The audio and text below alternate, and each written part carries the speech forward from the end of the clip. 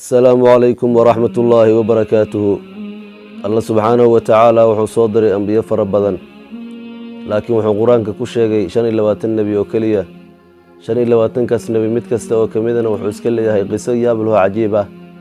Waxaan doonayaa maanta insha Allah tacaala inaan soo gudbiyo qisada Dulkifli oo laga yaabo badankiin inaadnan maqlin. Aan idin bilaabo qisadii haddaad danaynayso in la soco. hadday tahay markay kugu horeysay halkan soo booqatid Afmaal Studio, fadlan subscribe saar, gambaleelkana furo si ay kuu soo gaaraan wax walba oo cusub. Markii uu weynaaday Nabi Yasac wuxuu yiri waxaan rabaa inaan nin khaliif ka dhigo dadka u shaqeeyo kala xukumo inta aan noolahay, si aan u arko sida uu wax u sameynayo. Dadka ayuu maalin kulmiyey, wuxuuna yiri yaa iga aqbalay 3 arrin oo aan khaliif ka dhigaa. yaa soomaya maalinkii, habeenkiina taagnaanayo aan caroonaynin. nin ayaa yiri aniga. markaasuu yiri ma soomaysaa maalinkii oo dhan, habeenkiina ma taagnaanaysaa mana caroonaysid miyaa? wuxuu yiri haa. maalinkii kale ayuu haddana sidii oo kale yiri. dadkii dhanna way aamuseen.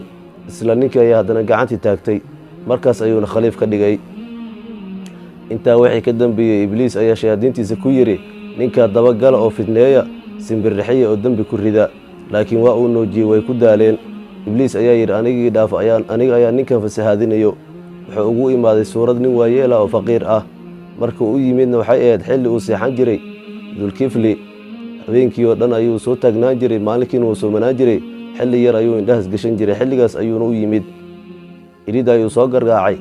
markaasuu yidhi waa kuma? wuxuu yidhi waa nin waayeeloo la dulmiyey. markaasuu istaagay, iridna ka furay.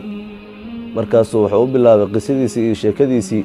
wuxuuna ku yidhi anigii dadkayga khusuumo ayaa ina dhex taallo, waana ay i dulmiyeen. sidan ayay i yeeleen, kan ayay i yeeleen. wuxuu bilaabay inuu sheekadii ku dheereynayo ilaa waqtigii uu seexan lahaayuu meesha uu ku dhammaaday. markaas wuxuu ku yidhi markaan tagay majliskayga ii imaaw, aniga ayaa xaqaaga kaaga qaadayo. ninkii waa u dhaqaaqay, wuuna isaga tegey.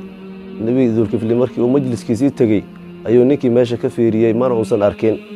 maalinkii dambe markii la gaaray oo dadka kale xukumayey, asaga oo ninkii sugayo, waana uu waayey, mausan arkin. xilligii waxaa la gaaray uu indhahas gashan lahaa. xilligii markii la gaaray ayuu ninkii haddana mar labaad yimid. albaabkii ayuu soo gargaraacay. nebi Dulkiflina wuxuu yidhi waa kuma?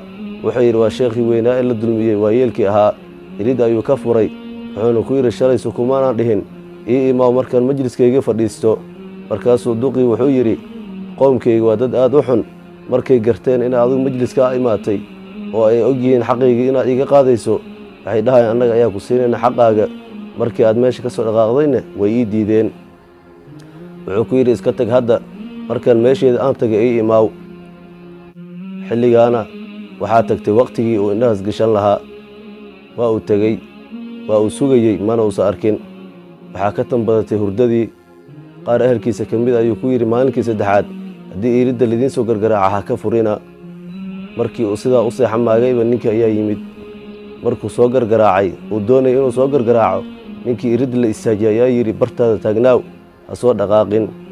wuxuu yidhi shalay ayaan imaaday, arrinteedana waan sheegtay. wuxuu yidhi maya, wallaahi baan ku dhaartay, waxaa la amray inaana cidno ka yeelin inay meeshan soo gasho. markay cabaar doodeen ka bacdi, ninkii waa uu soo galay gurigii asaga oo meel iriddii aan ka soo gelin.